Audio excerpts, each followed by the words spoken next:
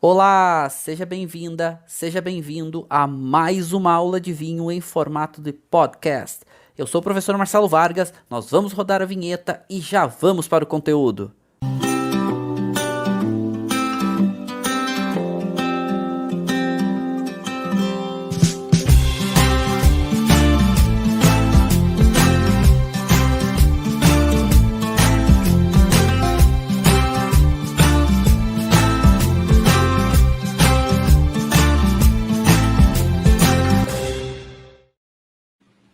Então sejam muitíssimos bem-vindos. Hoje nossa aula muito especial, porque nós temos aqui um professor muito especial convidado hoje, o professor Júlio César Kunz, onde estamos falando sobre novas embalagens de vinho, esse fenômeno que vem acontecendo no mercado. Aliás, o mercado de vinhos vem mudando muito rapidamente. Atenção para vocês que querem atuar e que atuam no mercado de vinhos para acompanhar esses movimentos, porque tem muita gente se dando bem surfando essas novas ondas que o mercado de vinhos tem trazido.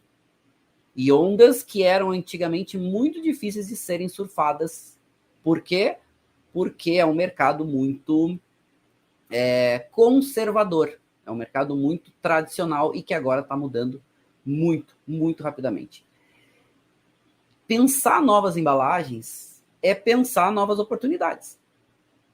E o meu entendimento é que novas embalagens, elas não inibem, elas não substitui necessariamente conceitos tradicionais, ou não tão rapidamente, no sentido de uma nova embalagem, então ela vai canibalizar ou tirar a funcionalidade da embalagem, que é a mais atual, por exemplo, garrafa 750 ml. E a resposta é não. Vídeo que aconteceu com a tampa de rosca screw cap versus a rolha de cortiça. Era um preconceito enorme de tomar vinho com screw cap. Mas a ideia, o conceito screw cap era fantástico e não inibiu a rolha. Pelo contrário, as rolhas evoluíram absurdamente após o surgimento da screw cap. E o mercado hoje está muito bem consolidado para os dois lados, tanto rolha de cortiça quanto screw cap. E novas embalagens passam por esse preconceito, muitas vezes. E novas embalagens são alternativas que são extremamente interessantes para muitas ocasiões. E eu sei que o professor Júlio também é um defensor de novas embalagens no mercado de vinhos. A gente tem que entender sempre qual é a funcionalidade dessa embalagem, qual é a aplicação dela. E, de modo geral, não são as embalagens que são necessariamente problemáticas. É óbvio que a gente vai ter embalagens de mais qualidade, de menos qualidade, assim como a gente tem garrafa de mais qualidade, garrafa de menos qualidade, rolha de mais qualidade, rolha de menos qualidade. Agora, o que acontece é que, de modo geral, quando surgem novas embalagens, elas são muito para um determinado nicho e, normalmente, são utilizadas para vinhos mais simples, pelo menos no começo. Então, é o que está acontecendo com o bag-in-box, é o que está acontecendo com o vinho em lata, é o que está acontecendo com o Trata Pak, é o que está acontecendo com várias embalagens. Só que isso não é necessariamente ruim. E eu vou mostrar para vocês daqui a pouco, a gente vai mostrar alguns cases aqui, por exemplo, de bag-in-box hoje, que nos Estados Unidos tem um preço médio aí na faixa dos seus $20, mais ou menos, já tendo produtos e vinícolas dando um destaque muito grande para a bag-in-box, inclusive cobrando $100, $120, $150 um bag-in-box. Na última ProWine, que eu tive agora na Alemanha, Alemanha é a maior feira de vinhos do mundo, e ela reúne os produtores mais importantes do mundo. São pavilhões e pavilhões, e aonde são 3 dias lá que você sai completamente impactado. Aliás, todo profissional do mundo dos vinhos deveria ir à ProWine. Deveria ir, porque é fundamental. O professor Júlio, já chega lá, as pessoas chamam ele pelo nome, praticamente um menino ProWine, de tanto que foi na ProWine. E é isso, precisa ir. E assim, me chamou a atenção a quantidade de vinícolas com bag-in-box apresentando na ProWine. Me chamou a atenção. Porque essa nova onda do bag-in-box, gente, está vindo muito forte. Muito forte mesmo. e já com um conceito diferente, já não somente mais para vinhos tão simples. E aquilo que o professor Júlio estava falando antes, eu coloquei aqui 4 momentos que são relevantes relacionado à história do vinho quanto a transporte e armazenamento, porque novas embalagens nada mais são do que ferramentas para facilitar o acesso das pessoas ao produto. Como assim? Pode ser por transporte, por armazenamento, por serviço. Que coisa mais prática de você estar na beira da praia e abrir uma lata de cerveja? Agora, por que não estar na beira da praia e abrir uma lata de vinho?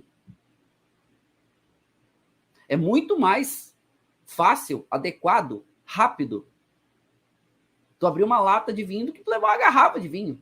Fora que é vidro, né? Tá levando vidro para a beira da praia, sempre tem aquela questão de perigo, vai que quebra a garrafa, as pessoas estão lá, né, descalças, isso é sempre perigoso. Uma lata não. Uma lata é prático, gela rápido. E aí a gente vai entrar em outras questões, como questões ambientais, questões de carbono, questões a gente vai entrar daqui a pouco. Mas pensar a embalagem, como o professor Júlio estava falando, é exatamente isso, é pensar o momento da história. É entender o processo evolutivo. E hoje, coisas que para nós não façam tanto sentido, para gerações futuras vai fazer total sentido. Como antigamente, eles começaram a transportar vinho em estômagos de animais. Né? Curavam aquele estômago, faziam uma bolsa praticamente, que era impermeável, e transportavam ali, que gerava vários problemas, né? De contaminação, gerava vários problemas de oxidação e tudo mais. E foi evoluindo até eles chegarem nas ânforas, que já serviam para a própria fermentação, depois para transporte, que também tinha suas vantagens versus os estômagos de animais, mas eram frágeis, difíceis de transportar, e aí vai chegar nos recipientes de madeira. Porque a barrica, ela surge, os recipientes de madeira, elas surgem primeiro para fermentação e depois para transporte. Elas não surgem para dar gosto e sabor em vinho. Elas não surgem para acelerar processos de evolução do vinho, transformações químico-físicas. Isso é muito moderno, isso é atual. Elas surgem exatamente para facilitar o transporte, para facilitar o armazenamento. Até que a gente vai chegar no vidro, que é uma das grandes revoluções do mundo dos vinhos, né? Quando a gente tem a garrafa de vinho, que se torna um material extremamente com melhor conservação, com melhor armazenamento, mas principalmente se consegue uma melhor higienização, tem todo, né, uma facilidade. Imagina transportar uma barrica versus transportar algumas garrafas de vinho, além de fracionamento e tudo mais. Então, esse contexto histórico é extremamente importante para a gente entender que são momentos, né? São momentos que a gente vive que vão trazendo, de acordo com aquele contexto social, facilidades e, vamos chamar de modernidades para o mundo dos vinhos. E hoje, para nós, que a gente se acostumou com a garrafa 750, aquele formato principalmente bordalês, né, o borgonhês, mas vamos também pensar que as garrafas passam por um processo de mudança absurdo. Eu até trouxe aqui essa garrafa clássica, chamada Fiasco, que é a garrafa que foi muito caracterizada pela região de Chianti durante muito tempo, que é uma garrafa extremamente ruim de armazenar, de transportar, de servir, mas que durante muito tempo era uma referência, né? Inclusive associada à marca Chianti, muito forte. Inclusive, eu estava lendo uma reportagem agora, algumas semanas atrás, falando exatamente o que era a indústria na Toscana. Deixa eu voltar aqui. A indústria na Toscana relacionada a essa produção de palha para as garrafas de fiasco. Ou seja, eram muitos e muitos profissionais que estavam envolvidos produzindo palha para fazer esses cestinhos aqui, e quando essas garrafas começaram a entrar em desuso, foi um problema social na Toscana, porque onde essas pessoas iam, né? Porque elas praticamente passavam a vida, artesão passou a vida produzindo esses cestinhos aqui para as garrafas. E é legal da gente pensar isso, né? Ou seja, uma mudança que aconteceu, e a gente olha essa garrafa hoje e pensa, nossa, que coisa mais sem sentido. Isso não cabe na adega, isso mal cabe na geladeira, como que eu vou transportar? Imagina uma caixa com 6 garrafas dessa, a caixa vai ficar enorme, né? Pois bem, Isso mostra que mesmo as embalagens mais tradicionais, elas passam também por um processo de transformação muito, muito grande. Falei para vocês, né, que eu ia mostrar para vocês essa ideia, né, de vinho não só em novas embalagens, mas para a gente também pensar que essa questão de novas embalagens tem uma proposta de facilitar o acesso ao produto, vamos chamar assim. Para pessoas é muito mais simples comprar uma lata de um vinho do que comprar uma garrafa inteira. Vamos pensar que muitas vezes esses conceitos que criamos são conceitos que nos limitam também por uma ideia e algum contexto das nossas experiências, das nossas vivências. A gente vai criando um conceito, bom, a gente se adaptou com o vinho na garrafa 750. Então, para nós, isso é sentido. Para nós, isso faz sentido. E a gente cria, muitas vezes, umas barreiras dizendo, não, mas peraí, se isso é bom e funciona assim, isso aqui é o melhor, isso que é o correto. Mas vamos falar do próprio vinho sfuso, né? Na Itália, vinho sfuso é vinho simples vendido a granel. Né? Acho que essa é a melhor tradução para sfuso. Né? Uma tradução literal, talvez fracionado, talvez. É vinho simples, né? Que é vendido a granel, literalmente. Mas, gente, é um vinho, claro, não tão simples e cada vez menos simples, e que tu leva a tua embalagem lá e tu enche ela de vinho e tu paga pelo volume. Quanto você pode comprar? Quanto você quiser. Quer levar a tua bombona de 20 litros lá, tu enche ela e vai embora com o teu vinho na tua bombona. Ou seja, é uma forma de vender vinho, é uma forma de também socialmente ou ambientalmente, socioambientalmente mais adequado, talvez, porque a pessoa está levando a sua embalagem e já vai lá no Italy para fazer compra, e daí já compra lá o seu líquido somente, né? Vai com a sua embalagem retornável, enfim. Então é isso que eu também estou começando a propor para vocês, é que a gente pense não somente na embalagem, mas a sua funcionalidade então, e também no seu contexto social e histórico. É ruim comprar vinho fracionado? Não. Talvez não seja para os melhores vinhos, para aqueles vinhos de longa guarda, para aqueles vinhos de melhores momentos. Não, talvez não. Mas tem a sua funcionalidade bem, bem direcionada. Vou contar algumas histórias para vocês. Aliás, professor Júlio, já comprou vinho sfuso na Itália? Na Itália e na França também. As cooperativas na França, tradicionalmente, inclusive uma em Saint-Émilion. Eu já comprei Saint-Émilion de denominação de origem, levando garrafinha na vinícola, diretamente da vinícola, como se fazia antigamente também na Serra Gaúcha. E é um modelo que não é novo, na verdade, é um modelo, né, muito antigo, que se renovou. E a gente, às vezes, a tecnologia, ela evolui, claro, ela avança, mas tem idas e vindas, né? E esse tipo essa forma de vender vinho, essa forma de comprar vinho, que ficou um pouco de lado, reduziu, hoje volta com um novo significado. Antigamente, simplesmente era, bom, vou lá, como o meu nono fazia, que ia com o garrafão na vinícola, enchia um garrafão, ele ia para casa com o mesmo garrafão dele, que ele mesmo lavava. Hoje, isso ganha um novo significado, que é qual é? Tem a questão ambiental, que não reutiliza a mesma embalagem, isso a gente pode falar um pouco mais depois. Então, essas ressignificações são muito interessantes. E eu até vou aproveitar para encaixar com... eu sei que a gente não está falando ainda de bag-in-box ou de lata e tudo mais, mas o Mauro Salvo fez uma pergunta muito interessante, provocando os colegas. O Mauro Salvo é muito inteligente e muito provocador. E ele provocou os colegas, tá, e vocês convidariam, né, foi um jantar romântico com um vinho em lata? Eu vou, como eu gosto de responder com outra pergunta, tem quem me odeie por causa disso, eu vou perguntar para o Mauro, convidariam para um jantar romântico à luz de lâmpada fluorescente? Né? Alguém diz que não pode existir lâmpada LED, lâmpada fluorescente, ou qualquer outro tipo de lâmpada elétrica? Isso superou a vela como um uso, como uso da vela, assim, simplesmente para iluminar. Mas ficou essa ideia do romantismo de um jantar à luz de velas, né? As embalagens de vinho também podem evoluir, mas no romantismo nós gostamos, né? De escrever cartas, mandar um e-mail romântico, pode? Pode. Mas se mandar uma cartinha escrita à mão, passar o perfume, tem todo um romantismo que são coisas do passado que nos dizem algo, né?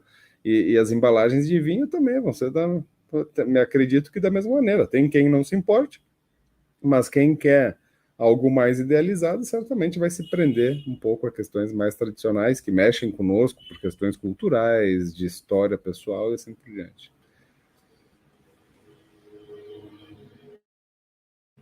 Teu microfone está fechado, Marcelo. Desculpa, eu estava com o microfone fechado, não tinha visto. Os comentários estão ótimos e as pessoas estão emitindo suas opiniões. Isso é ótimo, gente. É exatamente isso. E a gente falar sobre novas embalagens traz muito essa questão de gostos pessoais. Esse é um ponto importante. E a gente tem que ter isso claro. E é também bastante importante a gente entender que nós, como profissionais, a gente tem que ter um conhecimento técnico importante e saber fazer esse filtro. E aí, claro, existem momentos e momentos, existem funções e funções no sentido de embalagens. A gente está até chamando de novas embalagens, o que muitas vezes podia chamar de embalagens diferentes para vinho. E eu queria só fazer uma provocação para vocês com isso aqui. Quem nunca tomou Keep Cooler? Vocês não sabem a influência que o Keep Cooler tem no mercado de vinhos. E essas embalagens, diferentes formatos de garrafa do Keep Cooler, são referências. Referências porque a gente lembra dessas embalagens, né? Eu, como sou bem mais novo, eu já lembro só dessa última aqui da direita, né? Praticamente. Não, eu lembro muito de todas. Porque, assim, Keep Cooler ajudava muitas pessoas a entrarem no mundo dos vinhos. E Keep Cooler não é vinho. Keep Cooler é uma bebida mista, né? Que tinha uma ideia, principalmente o de uva, que era o mais vendido, tinha a ideia de ser um produto tipo vinho. Vamos lá. Só que isso e esse fenômeno, que era uma embalagem muito prática, menor, tampa de rosca, que tu abria e bebia gelado, ajudou muita gente a entrar nesse mercado. E, gente, eu vi muitos de vocês trouxeram vários comentários sobre isso, né? No exterior tinha uma vivência, eu nunca vou esquecer. Uma vez na Espanha, tu entrava num bar, assim, numa bar legal, bar bacana, com música, com um bar de bebidas, enfim. Tu entrava, eles largavam na tua mão uma garrafinha de cava gelada, pronta, tampa rosca 187, tu só abria aí, ó, no bico. No bico. Tomava ali e já tinha logo em seguida, tinha uns containers, assim, de descarte, enfim, para reciclar. Tu imagina o impacto nas pessoas. Tu entra, tu ganha uma garrafinha pequenininha, tampa rosca de cava. Poxa, as pessoas vão tomar, as pessoas vão ser impactadas por isso. A gente vai dizer que a garrafa 187 ela é pior que a garrafa 650? Não, ela é diferente, ela tem uma função diferente.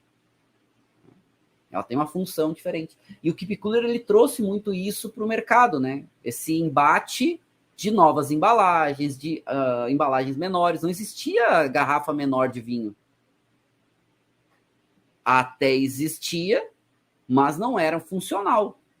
Não tinha demanda para elas. E o Keep Cooler traz um conceito diferente, porque as embalagens pequenas hoje de vinho, essas garrafas menores, vamos chamar assim, elas são exatamente pela praticidade. E aí eu vou fazer uma pergunta para vocês podem responder com sinceridade. Se vocês receberem uma garrafa de champanhe 187 com tampa rosca, vocês não vão tomar?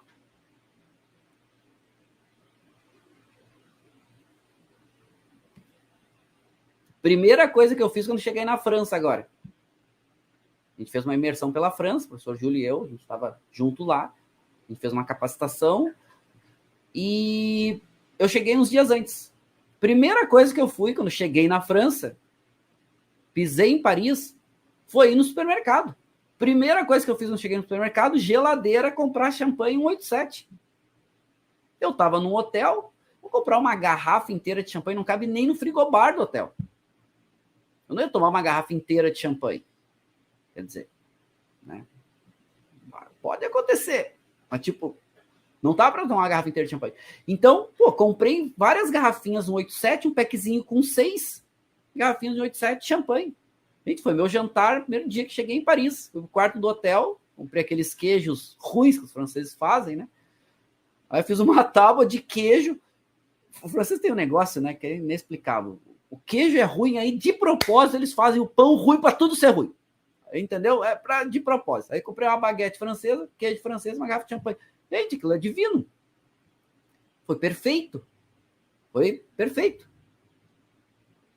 Então, as embalagens, elas têm as suas funcionalidades e esse, eu acho que esse é um ponto importante para a gente.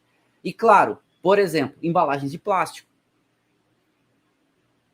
Olhando para essas embalagens aqui, e aqui é o vinho em dose, né? Tá 187 aqui a dose. Gente, isso aqui é muito claro a proposta deles. Isso aqui é um vinho de alta qualidade? Não.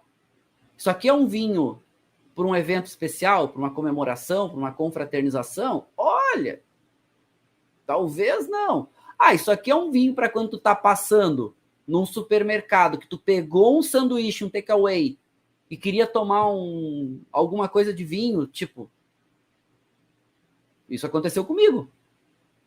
Tava passeando lá em Roma, aí, tipo, tava no Coliseu, passei horas dentro do Coliseu, né? Adoro Coliseu, e ia entrar no Fórum Romano. Vou comer um sanduíche aqui no caminho, um na frente do outro, rapidinho aqui para entrar no Fórum Romano e aproveitar a luz do dia e tal. Aí entrei no Carrefour Express, peguei um sanduíche clássico, aqueles, né? Carrefour Express.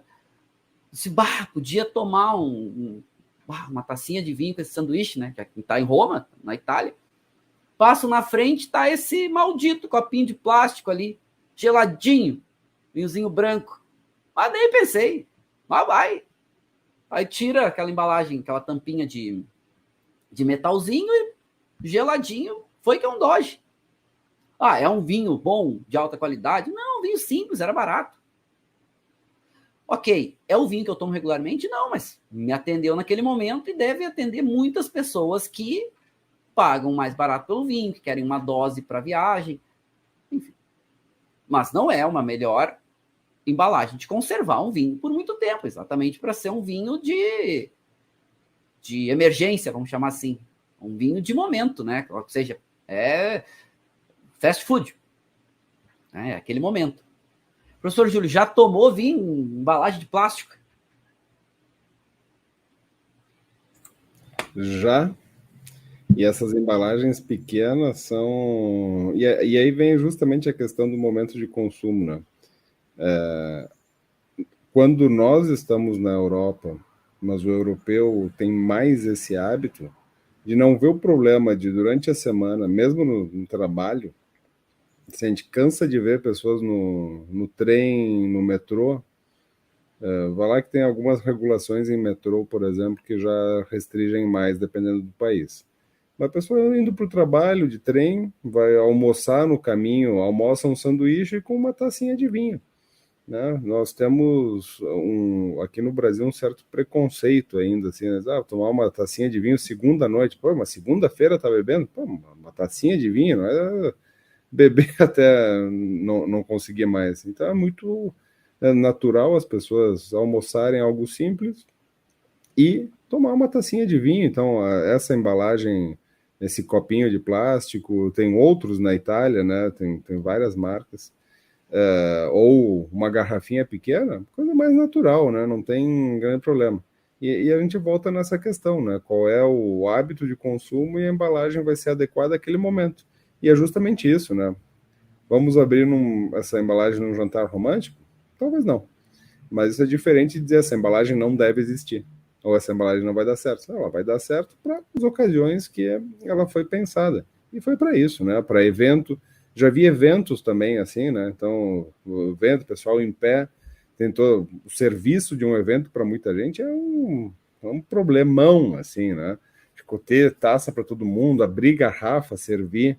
Então, pensa alguém com saca-rolha num evento para 5 mil pessoas, abrindo garrafa com saca-rolha, servindo, e reclama que não serviu o que chega. Isso aí é uma solução fantástica, né? Bebe numa tacinha bonitinha e tal, né? Claro que não é assim extremamente elegante, mas funciona para essas ocasiões e já bebi e justamente nessa circunstância, normalmente comendo um sanduíche assim, sentado na praça, né? E naturalmente fiz isso em diversos lugares já, seja turistando, seja a trabalho. Para isso, toma um vinhozinho, né? Isso não vai atrapalhar o trabalho de ninguém. Eu concordo e claro, não é uma embalagem, como a gente falou, para vinhos de altíssima qualidade, enfim, mas tem suas funções, né? Mas tem suas funções e bem definidas, assim. E aqui umas dicas para vocês, né? Com esse tipo de embalagem, exatamente é isso. São vinhos simples, são vinhos para consumo imediato, o preço é baixo, facilidade de distribuição e descarte. Então é muito fácil descartar uma embalagem dessa, né? Imagina se fosse uma taça de vidro, eu saindo do Coliseu para entrar no Foro Romano. Se isso fosse uma tacinha de vidro lacradinha, tu abre, fica com uma taça de vidro na mão, tu fica com pena de jogar fora. Vai levar, se não vai levar, o que você vai fazer, né? Então tem o seu momento. Eu sei que tem essas embalagens, já tomei vinho com uma tacinha de vidro que vem lacradinha, que você abre, depois fica com a tacinha, mas, né, tem o seu momento para isso. Então é muito de entender qual é a proposta, né? Claro, de modo geral, a gente acaba encontrando menos utilidade para essas embalagens muitas vezes, porque a gente está muito mais acostumado com a compra de garrafas. Então a gente entende a funcionalidade e a gente prepara a nossa vida para isso, né? A gente prepara a nossa vida para a garrafa de 750. Mas nem sempre ela vai ser a mais funcional. Assim como o bag-in-box, que eu considero uma ferramenta simplesmente espetacular para vinho, que era muito mal explorado. Por quê? Porque bag-in-box é para consumo também rápido, só que te dá um tempo maior e um prazo maior para consumir. E bag-in-box tem uma grande vantagem, que é preço. Porque, gente, garrafa de vidro está cada vez mais caro, né? A gente vai falar da questão ambiental, mas garrafa de vidro está cada vez mais caro, está cada vez mais difícil comprar garrafa. E principalmente no Brasil, né? Um dos gargalos que a gente tem no mercado de vinho no Brasil hoje é garrafa. Você tem que comprar garrafa muito antes, estocar a garrafa, para te ter garrafa para poder envasar vinho. Porque as garrafas, são poucas fábricas de garrafa no Brasil e elas são muito mais direcionadas para outras bebidas, como cerveja, por exemplo. E o bag-in-box, ele tem uma função que para mim é incrível, que é, por exemplo, você pagar mais barato por um volume de vinho maior e você poder tirar em doses. Você tira em doses. Ou seja, você vai tirando conforme você quer. Claro que isso não é ilimitado, isso não é infinito, né? Tem um prazo para isso, mas é fantástico. E o que acontecia com os bag-in-box, de modo geral, é que eles eram envasados, ficavam muito tempo envasados e o vinho ali vai deteriorando de uma forma mais rápido que garrafa, por exemplo. Então, bag-in-box, gente, é super importante o período de invase. Desde que foi envasado, porque antes de envasar o bag-in-box, o vinho está conservado num tanque inerte. Quando sai daquele tanque inerte, ele começa a entrar em processo de oxidação. O bag-in-box vai conservar ele, mas vai conservar menos do que um tanque inertizado. Depois que invasa um bag-box, eu recomendo, no máximo em 3 meses, 4 meses, consumir. Depois que invasa, tá? E depois que abre o bag-box, no máximo aí em 1 mês, depois que você tirou lá, começou a servir, porque vai diminuir o número de volume de líquido e vai começar a entrar um pouco mais de oxigênio ali dentro. Mas, vamos pensar que você poder tomar uma tacinha de um vinho de noite ali, que você não quer abrir uma garrafa, ou até para cozinhar, né? Porque regra número 1 de cozinha. Vinho que você não toma, você não põe na comida. Ah, esse vinho é ruim, vou botar na comida. Não faça isso. Então, para você cozinhar, use um vinho que tem uma qualidade interessante. Bag-in-box é uma alternativa super interessante. Você vai pegar ali meia tacinha para botar num risoto, para fazer uma redução, para fazer um molho e tal. Usa vinho que você vai tomar. E bag-in-box está ali também para ajudar nessas alternativas. Mas o problema, só que acontece, aí eu vou entrar já pedir para o professor Júlio contribuir com a gente aqui, mas o problema é que as vinícolas, de modo geral, envasavam bag-in-box, botavam para o mercado e esqueciam. Tu ia comprar um bag-in-box que não tinha a data de invase. Aliás, dica número 1 para vocês aqui, tá, gente? Vai comprar bag-in-box, a primeira coisa é ver a data de invase. Não tem data de invase, não compra. Não compra. Ah, eu não vou comprar. A vinícola tem que colocar a informação ali para o consumidor. Ah, mas por que ela não coloca? Porque ela quer que o consumidor não veja que foi envasado há mais tempo. Isso é um problema logístico, porque bag-in-box tem que ser constantemente envasado e ido para o mercado. Porque se tu deixa mais de 6 meses, o vinho vai perder muita qualidade. Então a vinícola tem que fazer o trabalho de envasar e mandar para o mercado, envasar e mandar para o mercado. Agora já evoluiu muito a tecnologia de invase, a tecnologia do próprio bag-in-box, né, do próprio saquinho que fica ali dentro, da forma de servir para entrar um pouco menos de ar. Mas é uma ferramenta simplesmente incrível. Sr. Júlio, bag-in-box. É uma embalagem que eu sou muito fã, assim. Eu acompanhei os primeiros processos de bag-in-box aqui no Brasil, os primeiros testes, inclusive, e tem grandes vantagens, né? E a principal vantagem delas é justamente que é uma embalagem que, sem nenhum outro acessório, conserva o vinho bastante bem por um mês. Tem questões de invase, né? Acho que pontuou bem, né? 3 meses. A validade das vinícolas vão colocar 6 meses ou 1 ano, mas a partir dos 3 meses começa a perder qualidade.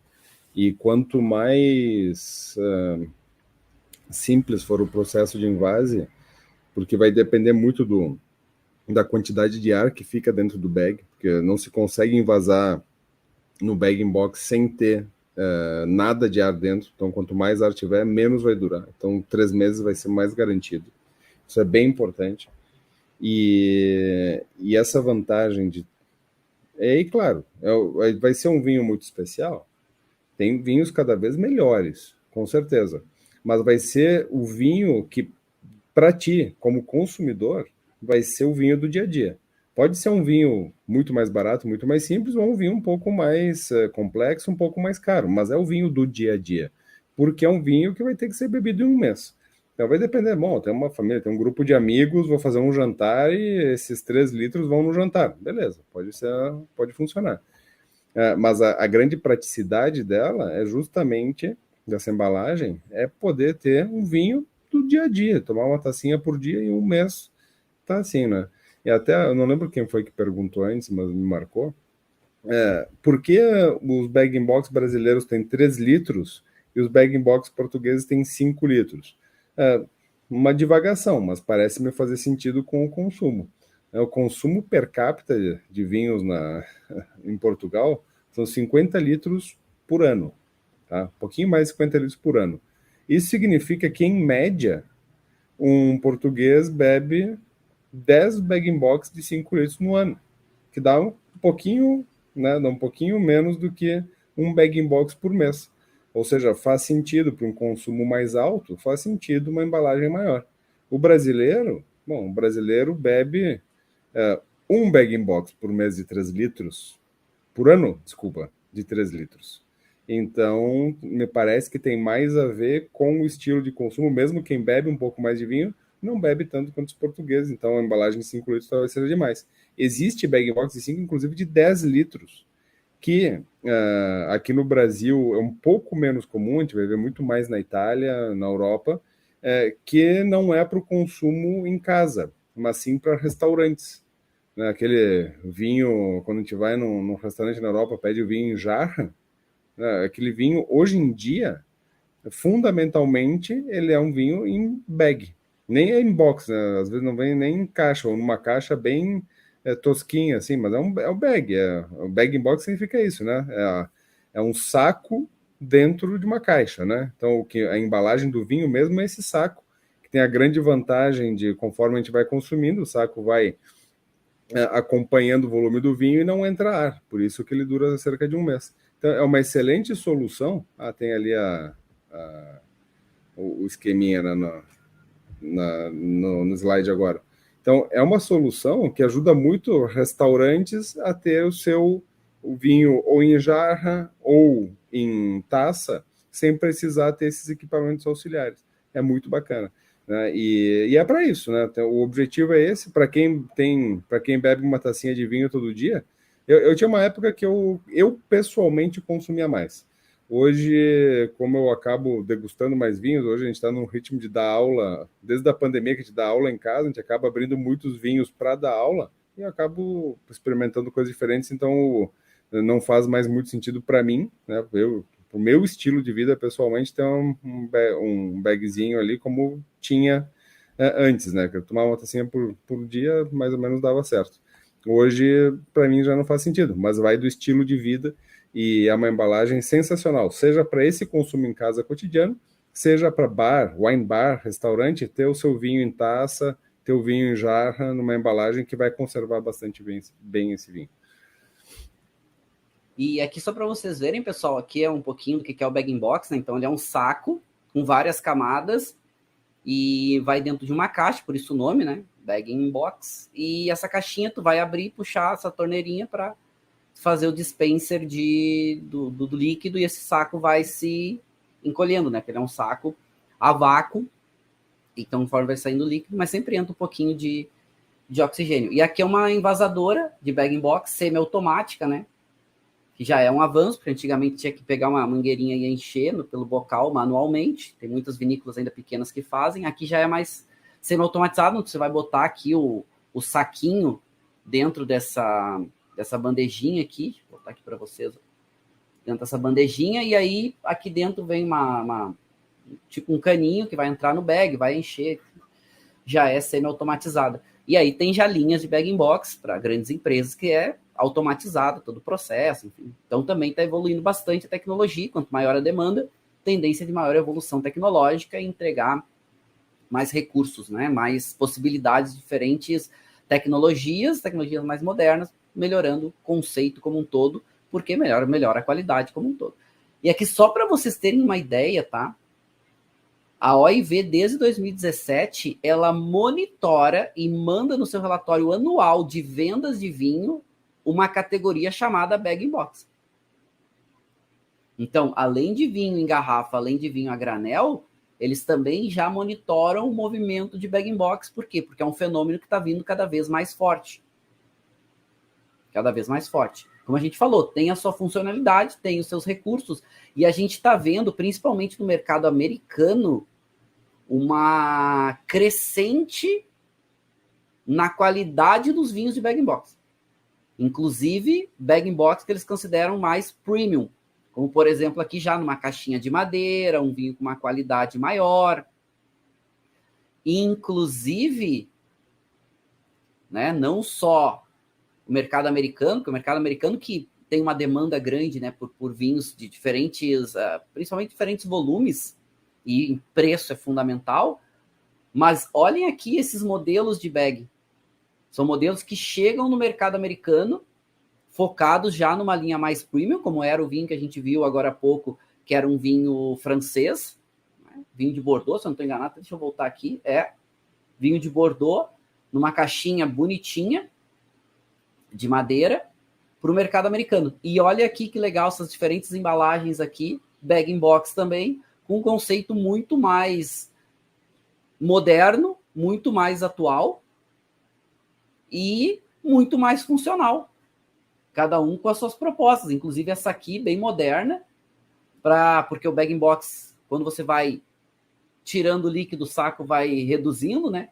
E aqui eles têm até uma brincadeira ali para uma sanfoninha para você apertar e ajudar a remover o final do vinho.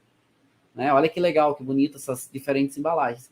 Mas com a proposta ainda de bag-in-box, né? Para consumo um pouco mais rápido, para tirar os vinhos em doses. E sabe uma coisa, gente, que eu vou falar para vocês? E daqui a pouco a gente vai provar um vinho, eu vou também provar um vinho em lata. A gente for falar de lata, eu vou pegar ele. E até escolhi um vinho bacana, porque eu acho que representa bem isso que a gente está falando, assim, né? Que é um novo conceito dessas novas embalagens. O vinho em lata já existe há bastante tempo. Eu vou provar o Juliette espumante da Pericó. E é legal da gente pensar essa questão dessas embalagens, enfim. Por exemplo, o bag-in-box. E aí, para a gente poder entrar daqui a pouco no vinho em lata.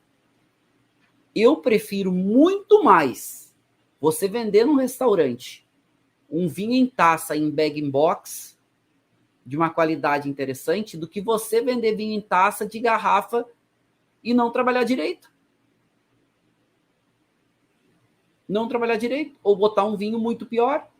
Já tem vinhos em bag-box com uma qualidade muito interessante. Vinho em taça é para vinho para facilitar o processo. Enfim, você pode usar o bag-in-box como um baita recurso para vender vinho em taça. Basta você ter um bom controle no sentido de compra, saber o que está comprando, e basta ter um bom controle no sentido de uso. Porque é 3 litros, né, gente? Está falando de 4 garrafinhas. Aqui, de modo geral, no Brasil, né? Porque tem outros tamanhos, inclusive nos Estados Unidos, eles estão fazendo testes da viabilidade, já tem inclusive no mercado, de 10 litros de bag-in-box. 10 litros, alguns pensam, nossa, mas 10 litros, gente, num bar que vende vinho em taça, num wine bar, vai rápido, né? Vai rápido. Mas é uma excelente alternativa, eu uso bastante ainda, né? Que a gente tem alguns mercados de bag-in-box no mundo, o mercado alemão é um mercado que se destaca muito, e a gente sabe que os alemães bebem muito, né? Tem esse consumo. E outros mercados já vêm forte ali, né? Com a própria Espanha, Itália, França tem bastante, Estados Unidos bastante, mercado inglês tem absorvido bastante também. E esses são mercados bastante maduros e mercados que ditam tendências, né? São mercados que acabam movimentando e é legal a gente acompanhar essas tendências. E uma outra embalagem muito legal que eu conheci lá em Portugal, que é o Ponte, que é uma embalagem que é uma evolução do bag-in-box. Eles defendem, né? Que é uma evolução do bag-in-box. E quem lançou foi a Carmin, lá no Alentejo, que é uma embalagem de 1,5 litro, que é uma sacolinha, então já não tem a caixa, é toda biodegradável, que facilita muito o processo de reciclagem, enfim, né? Questão de meio ambiente. É fácil de guardar na geladeira e uma dose menor do que o bag-in-box tradicional, que normalmente em Portugal é de 5 litros. Então eu achei fantástico, achei incrível essa proposta deles. Ela é nova, mas vamos ver aí como vão ser os próximos passos. E a qualidade do vinho com uma qualidade bem interessante. Aliás, com uma qualidade média maior do que os bag-in-box em Portugal. Em Portugal tem bastante bag-in-box também. E achei muito interessante. E olha, fico torcendo para que chegue no mercado, porque o preço é muito competitivo. Então, 1,5 litro, que aí a gente está falando, né, de 2 garrafas de vinho, custava nesse bagzinho quase o preço de uma garrafa e meia. Era um pouquinho, não chegava a uma garrafa e meia. Chegava um pouquinho mais do que uma garrafa. Então você compra o volume de 2 garrafas, do mesmo vinho, tá? O volume de 2 garrafas, pagando quase o preço de uma garrafa, numa embalagem alternativa. O que acha, professor Júlio? O Paut, ele tem um consumo interessante também na Inglaterra, né? Mas com volumes menores. E assim, para um consumo individual de balada. Assim, a gurizada que compra e toma assim direto na embalagem, né? Tipo, leva no bolso, sai à noite caminhando pela rua e bebendo assim. Tem, assim como tem, né? Polpa de maçã, tem suco, tem várias outros alimentos assim, que é para um lanche rápido. Também esse tipo de embalagem funciona para esse tipo de consumo, e que é bem interessante, né? Prático, até essa é uma sacolinha que dá para ver assim, até prático de carregar, muito mais leve, né? O box faz mais sentido justamente com volumes maiores, que transportar o saco seria mais complicado. Então, um volume um pouco menor dá para levar na mão, tem essa praticidade de transporte, descarte. Quem quiser consumir diretamente funciona também. Então, é uma embalagem que eu acho bem interessante. Até uma época eu cheguei a fazer um estudo para lançar no Brasil, né? Eu trabalhava numa vinícola com uma pegada assim, inovadora e tal. A gente até tinha um projetinho assim para colocar geladeiras em posto de gasolina, assim, mas acabou não indo para frente porque nós aqui no Brasil, essa tendência de um consumo mais aberto, mais outros lugares, tal, é bastante recente. Tipo, 10 anos atrás, o consumidor brasileiro ainda era extremamente conservador. Hoje que as pessoas estão mais abertas ao consumo em outras ocasiões e, consequentemente, também abertas a novas embalagens, como a gente já vê até com certa consolidação na Europa, né? Estados Unidos também. Que legal, eu gostei bastante. Eu já tinha visto embalagens menores, assim, não tinha visto nesse formato também, já tinha visto uns saquinhos, assim, que eu acho também é classificado como ponche. E fiquei bem surpreso, assim, fiquei bem feliz de ver, e uma qualidade do vinho bem interessante. Imagina isso para uma festa, né?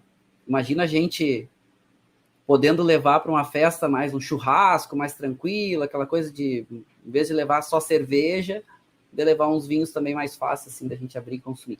E aí a gente chega nas latas, né?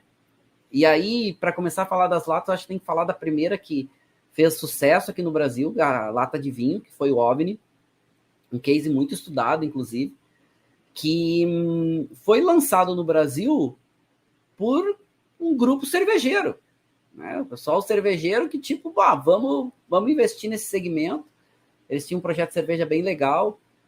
E aí resolveram investir, mas trazendo uma qualidade maior para o vinho lata, porque o vinho lata ele já existia internacionalmente, já tinham sido testado alguma coisa no Brasil, mas sempre aquela dificuldade no mercado. E esses caras vieram com uma proposta exatamente de, bom, vamos colocar no mercado fácil de ser consumido, um vinho mais simples, uma qualidade interessante para ser mais fácil e acessível. E aí começa uma nova era do vinho em lata no Brasil, a partir deles. E é bem interessante, porque vários novos projetos de vinho em lata começaram a surgir e começou a subir a régua de qualidade do vinho em lata. Primeiro, das latas, porque no começo, e o professor Júlio pode nos ajudar, sendo engenheiro de alimentos, a gente tinha várias limitações nas latas, por questões até de resistência, por questão de a questão de armazenamento no sentido da lata, né? Ela tinha uma vida útil que era um pouco menor, os revestimentos internos das latas. Isso foi evoluindo bastante, a ponto de hoje a gente já ter espumante, que pode ser classificado como espumante pela pressão, que a lata aguenta ainda e pode ser referenciado como espumante. Eu vou pegar, inclusive, o Juliette, que a gente vai provar, e aí eu vou pegar porque eu tenho ele aqui na geladeira, e tô bem curioso. Bem curioso, sim, eu provei lá na vinícola e agora eu vou abrir com vocês aqui para provar. Professor Júlio, fala um pouco. O professor Júlio tá com qual ali? O Becas. Legal. Eu vou pegar um espumante, que é um espumante branco. Professor Júlio, fala um pouquinho para a gente, daí depois a gente abre também aqui para o pessoal. Tem várias perguntas e vários comentários bem pertinentes, acho que é legal a gente trazer um pouquinho. Mas fala um pouquinho para a gente da questão da evolução das latas, principalmente agora, nesse novo momento, e essa questão também da pressão, e porque agora a gente já consegue classificar como espumante. Vou começar com o barulho da lata. Eu tive a chance... Eu até voltei, né? Porque esse barulhinho de lata, ele mexe com o sentimento da pessoa, né? A pessoa fica... Principalmente que tipo, tem que abrir uma também. Saúde.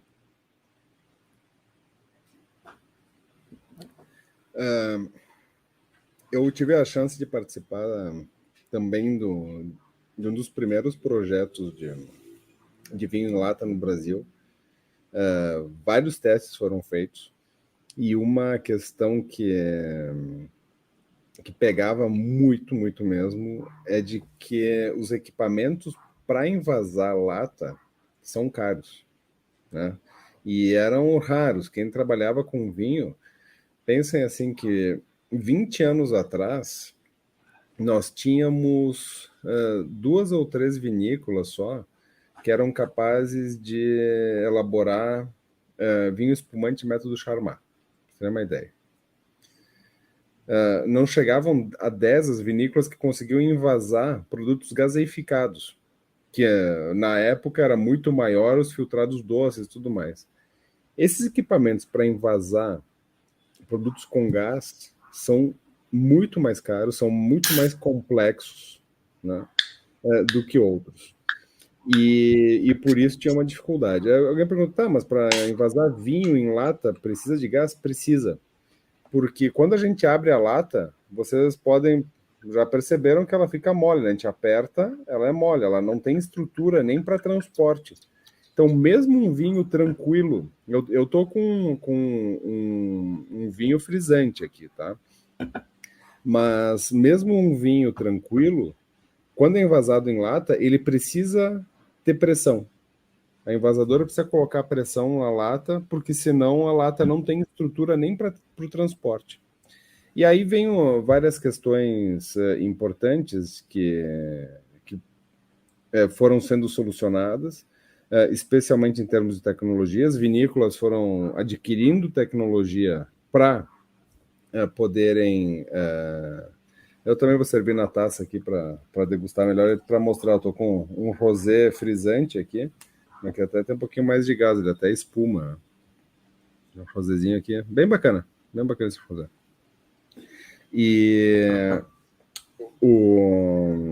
essa questão tecnológica impactava muito, e outra coisa que impactava era a resistência do consumidor.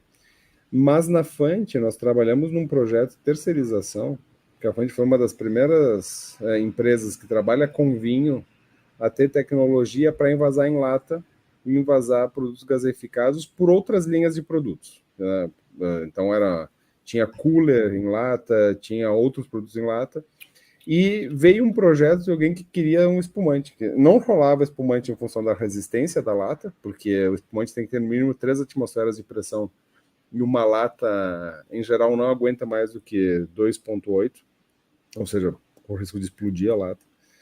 Então, foi feito um vinho frisante que chamava Glam, e funcionou super bem no litoral do Nordeste, era uma marca própria no distribuidor lá, e isso estou falando de 20 anos atrás, tá? Então deu super certo como um projeto individual, mas nunca saiu desse projeto. O projeto acabou até definhando, não deu certo por um tempo, depois perdeu a viabilidade. E hoje voltou, mas acho que voltou, e assim, eu sei que o Adriano Miolo tinha projeto, muito antes inclusive disso, e ele tentou, não deu certo, dentre outras pessoas. E por que eu estou falando do Adriano Miolo? Porque na WSA, o Adriano Miolo é um cara que eu gosto muito de conversar com ele, um cara muito aberto e tudo mais, mas é um cara que não tem agenda nunca. Assim, tu quer conversar com ele, precisa ter espaço. E na WSA, eu encontrei ele por acaso, e aí ele disse assim, vem aqui. Hoje a Miolo tem um projeto em parceria com outra empresa, que é o Som, né? E ele disse, não, vem aqui, eu quero te apresentar esse produto. E aí ele ficou para degustação, aí não tinha taça, disse, não, o Adriano não saiu buscar taça para me trazer, porque ele queria que eu provasse os vinhos em lata, e fez a degustação completa de todos os vinhos em lata. Por que eu estou falando disso? Né? Porque vejam o quanto uma empresa como a Miolo, um profissional como o Adriano Miolo, está investindo e acreditando nisso, de dedicar seu tempo a mostrar esses produtos. Então, me parece que, em termos tecnológicos, hoje, mais de uma vinícola está apta a fazer, e em termos de mercado, o consumidor está muito aberto, porque hoje temos assim uma massa de consumidores que são apaixonados por vinho, são descobridores, não necessariamente são especialistas, mas que gostam de beber vinho e que não têm o perfil tradicional do consumidor de 20 anos atrás. O consumidor de 20 anos atrás era extremamente conservador, tinha muito preconceito com o vinho brasileiro, preconceito com qualquer outro tipo de embalagem. Tampa rosca já era um problema, quem dirá colocar em uma embalagem nova. E os millennials, a geração Y, que é hoje a geração que mais tem consumidores de vinho, é muito aberta. Então, valoriza vinho, é capaz de identificar a qualidade, gosta de estudar, paga por vinhos mais caros também, mas não tem problema em tomar uma latinha na beira da praia. Não tem problema em tomar uma latinha num jardim, num piquenique, em situações outras. O consumidor mais conservador diz, não, se não tiver todo o ritual aqui, eu não vou tomar vinho, vou tomar cerveja. Se for para tomar em lata, eu tomo cerveja. Então, acho que tem todo um conjunto do ponto de vista de preparação tecnológica das vinícolas e de uma preparação psicológica, né, do consumidor em termos de aceitar bem esses momentos, vamos chamar assim, já que estamos falando de embalagens alternativas, vamos falar de momentos alternativos de consumo de vinho. Que tal o teu experiente aí, Marcelo? Eu vou trazer, inclusive, umas interações da turma aqui, porque tá super... É um tema que gera curiosidade nas pessoas, né? E é um tema até para a gente, talvez, aprofundar numa aula futura. É um espumante, classificado como espumante. Alguém tinha perguntado, acho que era o Fábio, que tinha perguntado aqui sobre se era classificado como espumante. Isso o professor Júlio estava explicando agora. Sim, antigamente não conseguia, né? Mas agora com o avanço tecnológico, ó, classificado como espumante... Se consigo melhorar aqui, mas dá para ler, né? Ó, espumante branco brute. A qualidade é super interessante. O vinho é um espumante, a gente vê que tem bastante perlagem. Olha quanto tempo faz já que está aberto eu servi, e a quantidade de perlagem aqui. Vou dar uma limpadinha, ó. A quantidade de perlagem que ainda está soltando. E até algumas perguntas que vocês perguntaram, a diferença do frisante para o espumante. A classificação no Brasil é relacionada com pressão, sim, né? E a origem das borbulhas também, mas vamos lá, pressão é importante. Por isso que a maioria dos vinhos antes em lata, eles eram classificados só como frisantes, porque eles não conseguiam, a lata não conseguia segurar a pressão mínima do espumante, e aqui agora já consegue. E assim, é um espumante mais simples, mas é um espumante extremamente interessante, até um pouquinho mais gastronômico, tem um pouquinho mais de peso. Ele normalmente é feito como Blanc de Noir, ele usa uvas tintas, né? E acaba fazendo um espumante um pouquinho mais de peso, um pouco mais de intensidade. E assim, ele é uma delícia para abrir e para tomar. Ele é isso, não é? E é um espumante que tem muito recurso no sentido de a lata, beira da praia, piscina, gelar rápido, porque uma latinha para gelar é uma velocidade, né? A gente gelar essa latinha aqui para tomar é uma felicidade. Uma latinha de 270 ml, bota no freezer isso aqui, meia hora tá gelado. Se você pegar um balde com água e gelo e largar ele dentro, 15 minutos tá gelado. Você já tá tomando espumante na temperatura. E eu acho que é muito isso. Eu não vou esperar desse espumante que eu vou esperar de um champanhe. Eu vou esperar desse espumante exatamente isso. Eu paguei R$18 uma latinha dessas para isso. É uma dose. E aí aqui a gente entra num momento interessante, porque é uma boa dose, uma boa forma de ter uma dose de espumante com uma boa temperatura e com bastante recurso de usos. Por quê? Porque com vinho, ter vinho em dose é até mais fácil que ter espumante. Então, espumante a gente sabe, né? A pressão, depois você abre a garrafa, você vai conseguir conservar aquela garrafa com pressão ainda no máximo 1 dia e meio, 2 dias, aí começa a ficar com pouca pressão.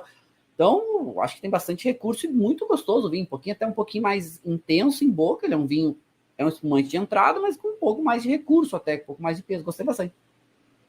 E por mais que use castas tintas aqui de Santa Catarina, nota herbácea quase não aparece, nota da fruta bem evidente, bastante primário e bem gostoso, que é a proposta desse espumante, né? A proposta dele é isso, abrir e tomar. Uma questão importante que vem, né, sobre a validade. A lata, em teoria, poderia ser uma forma de armazenamento espetacular, porque protege bem do sol, protege bem do oxigênio e tudo mais. E em termos de transporte nem se fala, porque é muito mais leve que vidro. Nós conseguimos colocar mais latas por metro cúbico do que garrafas, porque a garrafa não encaixa perfeitamente uma na outra. Então, em termos de transporte, em termos de impacto ambiental, inclusive, ajuda bastante. O alumínio é totalmente reciclável, né? Então é uma coisa muito boa. O que acontece com a questão de validade? A validade de lata é curta, né? A validade de lata é tão curta quanto o bag-in-box, são só 3 meses. Né? E por que são só 3 meses? Eu já estou com a minha latinha aberta, mas se vocês repararem em qualquer lata, onde a gente abre, quando ela estiver fechada, ela tem a marcação de onde vai abrir, que é para a gente conseguir fazer a abertura, né, sem muita força. Essa abertura tem microfuros ali. Nesses micro, né, são uma parte muito mais porosa, justamente para que a gente possa abrir a lata, ali dá para ver direitinho na imagem do professor Marcelo, por aí entra oxigênio. Entra bastante oxigênio ali. Bastante no sentido de que o vinho vai se conservar bem por 3 meses. Uma questão, talvez, que acho importante a gente trazer a informação completa, né, professor Marcelo, é que, em função disso, tem muito vinho em lata, muito espumante em lata, com excessivo SO2. Então, não é incomum nós provarmos esses vinhos. Eu tenho uma sensibilidade muito alta a SO2, me incomoda muito. Eu pego um vinho com excesso de SO2 já me tranca o nariz na hora. Assim. Então, tem certas vinícolas que eu sei que usam mais que eu preciso evitar. E o vinho em lata tende a ter um excesso de SO2. Para quem não tem sensibilidade, um tanto melhor, para quem não é alérgico, nem se fala, né? Mas, às vezes, esses vinhos podem ter um caráter de redução, em função de excesso de SO2. A redução é aquele cheiro de ovo, né? O enxofre mesmo. Então, é um cuidado que precisa ter, tanto em termos de validade quanto em termos de excesso de SO2. Eu acho que isso é algo que ainda, assim, a gente já vê marcas mais trabalhando isso melhor, outras não tanto. Então, acho que ainda é um ponto de atenção para que esse tipo de produto possa crescer ainda mais e entrar no mainstream. O Fábio tinha perguntado sobre a questão se o vinho, esse que eu abri, era espumante ou era frisante. É espumante. Já classificado como espumante. Aliás, com bastante perlagem, vou dizer para vocês, viu? Desde a hora que a gente abriu até agora. E tô positivamente, não vou dizer surpreso, porque eu já conheço o trabalho da Pericó e outras vinícolas têm feito trabalhos muito bons, assim, com vinhos em lata. Muito bons mesmo. E é isso, né, gente? É a vantagem da gente também tomar vinho em lata brasileiro, porque viaja menos, o vinho vai estar mais íntegro, menos conservante, menos CO2, porque não adianta, todo que tem mais contato com oxigênio, eles botam mais conservante, mais SO2 para segurar um pouco mais o vinho que se dá de forma mais lenta, mas, claro, tudo dentro das regras, né, seguindo a lei e tudo mais, mas a gente é menos SO2, né, de modo geral. Então isso é muito legal. E gostei bacana, né? Gostei bastante assim dessa nova onda. Estou gostando, assim, dessa nova onda de vinhos em lata. E acredito que tem muito ainda que a gente evoluir, porque tamanhos de lata, né? Tamanhos de lata diferente, estilos de vinho diferente. Agora a gente já está conseguindo ter espumante também, não só o rosé, não só o branco, não só o tinto tranquilo. Já estamos conseguindo ter também espumantes de qualidade. Então, isso é incrível, assim. Né? Vamos pensar que tem um mundo ainda para ser desbravado. Vamos trazer algumas perguntas, algumas interações. Mauro Salvo. Mauro Salvo falou que está aqui há 1h30 com a gente, então eu acredito que seja uma honra ter o Mauro com a gente esse tempo inteiro. Então, o que chamam de preconceito talvez se justifique. Depende, Mauro. Vamos pensar o seguinte, né? Aquilo que a gente falou no começo da aula, eu acho que o mau uso das ferramentas, dessas novas embalagens, também gera o preconceito. Porque a gente sabe que, de modo geral, a cultura no Brasil, ela é mais limitada no sentido, né? A gente tem dificuldade de educação, a gente tem dificuldade da cultura, a gente tem dificuldade da informação, de modo geral, principalmente a informação de qualidade. Então, você pega um vinho, toma um vinho em lata, que está, às vezes, vencido, às vezes que é importado e mal importado, que às vezes está com uma qualidade muito ruim, tu toma e diz, eu não gostei desse vinho. E tu automaticamente associa que tu não gosta de vinho em lata. Mas cria-se aquele conceito, né? E aí tu fala para as pessoas, E aí tu divulga, não, vinho em lata é ruim, vinho em lata não é bom. E as pessoas criam aquele preconceito sem nem ter provado, muito menos, porque não sabem, não têm a informação adequada. Cria aquele preconceito. Infelizmente, é como o mercado se comporta no Brasil e a gente, né, precisa também, nós profissionais, precisamos levar essa informação adiante. Por isso, fazer uma aula focada nisso é bacana para a gente falar. E não adianta, também tem a questão do gosto pessoal. Tem pessoas que vão dizer, não, eu não vou tomar vinho em lata porque eu não gosto. Eu quero a garrafa com a rolha de cortiça, que eu vou fazer o ritual da abertura e do serviço. Sem problema. Sem problema. Agora é legal ter as alternativas, principalmente para as novas gerações. As novas gerações, elas já estão bem menos apegadas a tudo relacionado a rituais. Eles querem o produto. E eles querem a tonturinha do produto. E eles querem algo que atenda eles para o evento, para o momento, Então, a gente também tem que entender isso, né? Essas novas gerações, elas vêm para mudar muito a nossa forma de lidar com o mercado de tudo, principalmente vinho, que é tão tradicional e tão conservador. Marcelo falando que a aula está muito bacana, super aula, legal. Chaline, acho que essas propostas alternativas super pertinentes pós-pandemia. Hoje, muitos eventos foram adaptados a espaços abertos e públicos. Também eu concordo. Eu acho que também tem isso, né? Essas novas embalagens, a gente está chamando de novas, mas nem tão novas assim, né? Essas novas ondas de embalagem de vinho. Eu acho que elas são muito pertinentes. E eu vou falar uma coisa que é pessoal, é opinião pessoal, mas também uma forma de ver o mercado de quem roda o mundo aí, estudando, pesquisando sobre vinho. Essas novas embalagens, elas também fazem valorizar as embalagens tradicionais.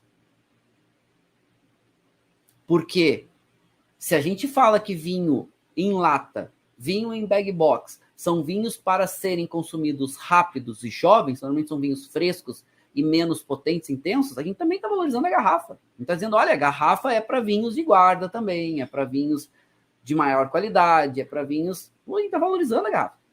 Não significa que não possa abrir uma latinha de espumante e tomar. E eu vi muita gente falando, né? Acho que teve um debate antes ali, bem interessante, sobre a questão de um momento de usar a latinha para o serviço de vinho, para servir, tu vai estar num jantar romântico, tu não vai abrir uma latinha de vinho para servir. De modo geral, eu acho que não, mas também não vejo problema caso abra. Daqui a pouco não tem, daqui a pouco tu tem. Imagina que você tá lá, você viajou para uma praia lá no Jalapão com uma pessoa especial e aí o que você tem é o espumante em lata. Aí você não vai abrir. Pode ser um jantar meio, sabe, meio praia, meio roots, meio pegada mais, né, despojada, enfim. Eu acho que, assim, gente, até em outros locais, né? Acho que o vinho em lata tem bem a sua função e acho que foi a... Eu não lembro quem tinha comentado aqui antes, eu não lembro se foi a Thelma que tinha comentado, ou eu não vou achar agora aqui o comentário, que tinha falado sobre a questão, acho que foi a Fátima, que tinha falado sobre a questão que também muito da pessoa, né, com quem você tá, o que você tá vivendo, isso também a gente tem esse fator, né, são esses fatores que também vão influenciar na nossa experiência, assim, na experiência como um todo. Então, para a gente avançar um pouquinho mais, vinhos em latas, então é isso, né? Eu acho que tem uma proposta muito bacana no sentido ambiental, no sentido social, no sentido de carbono. O professor Júlio falou nessa questão de avanço tecnológico e funcionalidade da lata, e eu vejo também como uma alternativa que veio para ficar. Eu não acredito que o vinho em lata veio como uma onda.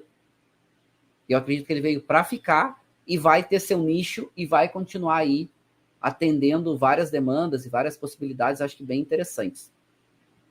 Acho que veio bem a calhar, inclusive, no momento que a gente vive. Aqui um projeto bem bacana de vinho em lata, acho que foi um dos primeiros vinhos em latas aí a tratar a lata como um produto distinto, com um produto mais social, mas com uma qualidade interessante, né? O projeto Área é bem legal, envolve dinheiro a Rébula, enfim, né? Que é bem bacana, assim, dá uma consultoria legal para eles, e é um projeto bem bacana, assim, como um todo, focado em qualidade, Então, eles vão todo ano fazer o corte do vinho. O que vai ser o vinho tinto esse ano? O que vai ser o rosé? Qual é a proposta? Que eu acho que é bem legal, dar uma nova linguagem assim, para os vinhos em lata como um todo. Aqui alguns produtos hoje no mercado, orgulhosamente brasileiros, né? Projeto Som, Projeto Vivan, Juliette e vários outros. Aqui eu trouxe alguns que eu acho que representam bem esse momento, muito legais, inclusive, né? E eu até vou voltar aqui, né? Olha que legal, né, gente? Olha essa linguagem, olha as identidades visuais das latas. Olha que bacana, né? Umas mais disruptivas, uma um pouquinho mais conservadora, uma pegada mais artística aqui, como Juliette, né? Pérgola bem tradicional, né? Um dos vinhos que mais vendem no Brasil, inclusive, né? E aqui um vinho de mesa, né? Um vinho para ter uma possibilidade diferente, né? De alternativas também de embalagem. E eu acho que isso também traz uma nova... Eu vou chamar de novas possibilidades. Acho que assim, tem muito que a gente desbravar assim, de novas embalagens. Eu trago o exemplo dos Estados Unidos, né? O White Zinfandel acho que foi um grande case para o mundo de novas embalagens. Vinho fácil de ser consumido, para consumo jovem, com diferentes tamanhos de garrafas, diferentes tamanhos de bag-in-box, uma forma de ter o vinho mais acessível para novas pessoas, para mais gente. Eu acho que o White Zinfandel é um bom exemplo disso. O White Zinfandel é um vinho feito de Zinfandel, um vinho rosé, residual de açúcar mais alto, para tomar gelado em eventos, em festas, gente jovem. A gente brinca, né? White Zinfandel para você gelar e ir para as praças, claro, com a garrafa escondida, porque não pode, né? Beber em público, nem mostrar a garrafa alcoólica em público nos Estados Unidos, e se chapar e cantar Era de Aquário, todo mundo abraçado num círculo, chamando os ETs, né? Porque, tipo, é exatamente isso, é um vinho para tomar pelo álcool, pela zoeira, pelos amigos, enfim. Mas eu acho que são grandes cases aí que nos trazem. E o White Zinfandel, por exemplo, ele não inibe o consumo de Zinfandel clássico, mais encorpado, mais intenso nos Estados Unidos. Não é a embalagem menor, ou em bag-in-box, ou em lata, que inibe o consumo de Zinfandel. Nem que preconceitua a Zinfandel como variedade, como casta. Enfim. Bem pelo contrário, né? Acho que, inclusive, tem o seu posicionamento. Bom, eu queria também trazer, eu acho que vale a gente pensar que novas embalagens é um mundo, acho que tem muita coisa que acontecer. Eu trago um case aqui que são bem bacanas, de hoje, por exemplo, as ampolas e os tubetes. A gente tem maior orgulho, por exemplo, na BS Rio Grande do Sul, a gente ter desenvolvido uma tecnologia para isso. Na verdade, o professor Júlio participou ativamente desse processo, né? A vinícola dele que faz, da família dele, que faz esse processo de invase, e é um processo tecnológico de altíssimo nível, né? Pega a garrafa vai para um ambiente e atmosfera modificada, que vai abrir a garrafa sem oxigênio, vai dosar as amostras são todas tratadas com um gás inerte antes, depois inertizado, então todo um processo que é feito para ter os vinhos hoje, a gente possibilita, né? A gente consegue hoje entregar vinho exatamente igual como ele está na garrafa para os nossos alunos fazerem os cursos aí no Brasil inteiro. Então acho que vai ser uma tecnologia muito legal. E outras tecnologias aqui, as próprias ampolas, né? Que a gente teve vários eventos agora na pandemia que começou a ganhar relevância. E acho que isso também está muito associado a um novo momento do vinho no Brasil. Acho que um novo momento do vinho do Brasil também permite a gente ser mais aberto a coisas diferentes. Tem o seu momento, tem sua forma de ser. Por exemplo, os tubetes aqui que a gente trabalha na BS. É um tubete que dura tranquilamente 6 meses de validade e a gente trabalha com 3 meses, por exemplo, né, com metade do tempo que poderia ser. E a gente continua querendo evoluir, a gente continua querendo fazer coisas novas, inclusive testando diferentes formas de envasar e diferentes tubetes, enfim. Inclusive teste para querer envasar espumante em tubete. A gente é meio malucos, mas eu acho que isso também vai muito dessa questão desse novo momento do mercado de vinhos no Brasil.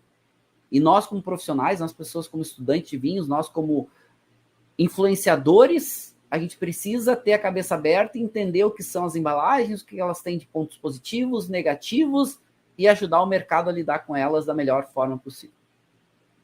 Tenho muito orgulho do projeto hoje que a gente tem, né, que a gente chama de Kit Sommelier Experience, onde a gente invasa vinho em pequenas amostras, né, inclusive assinado por um enólogo, né, tem todo um controle de qualidade, a gente tem maior orgulho disso e atende uma demanda que eu acho que essa é a principal função de embalagens diferentes, de novas embalagens e outras que virão. É atender uma função e atender uma demanda.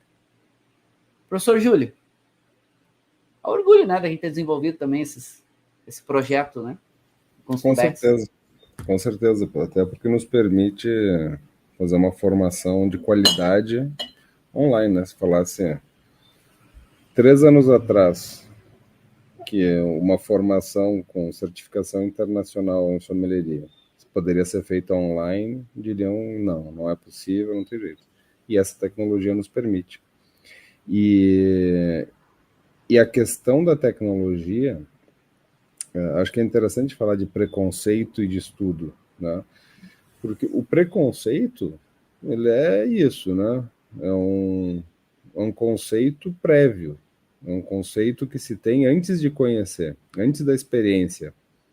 E o preconceito, ele pode ser que por coincidência esteja certo.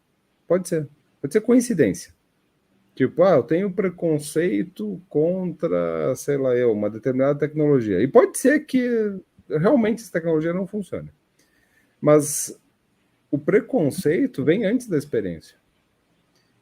A gente não ter preconceito significa que nós vamos experimentar, que nós vamos estudar, que nós vamos levar a sério para chegar a conclusões.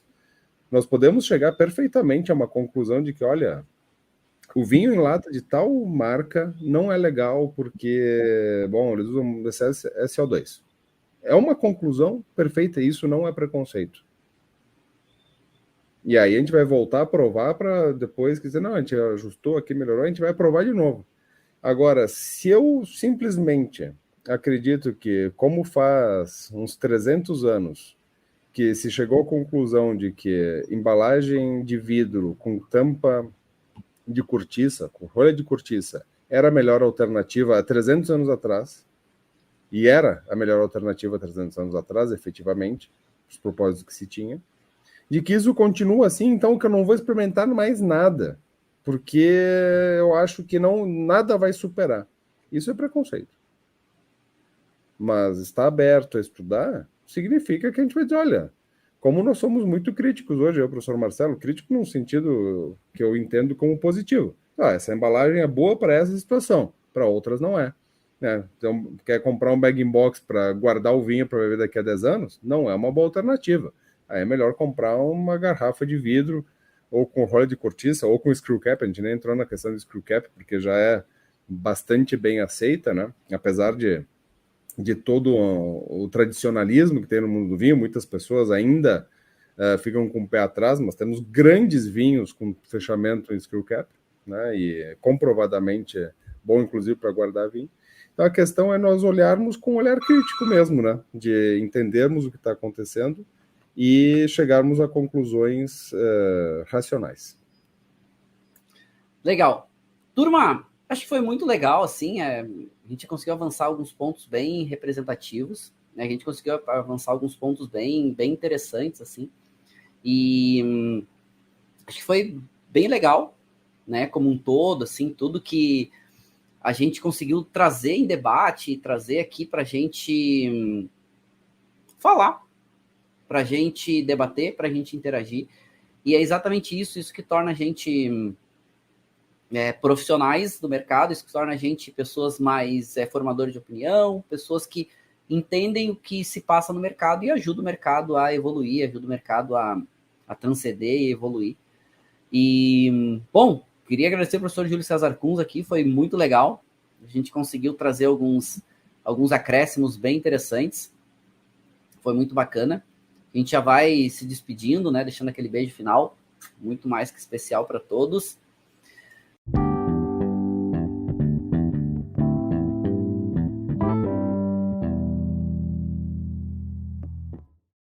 Você acabou de ouvir uma aula de vinhos do professor Marcelo Vargas, em formato de podcast.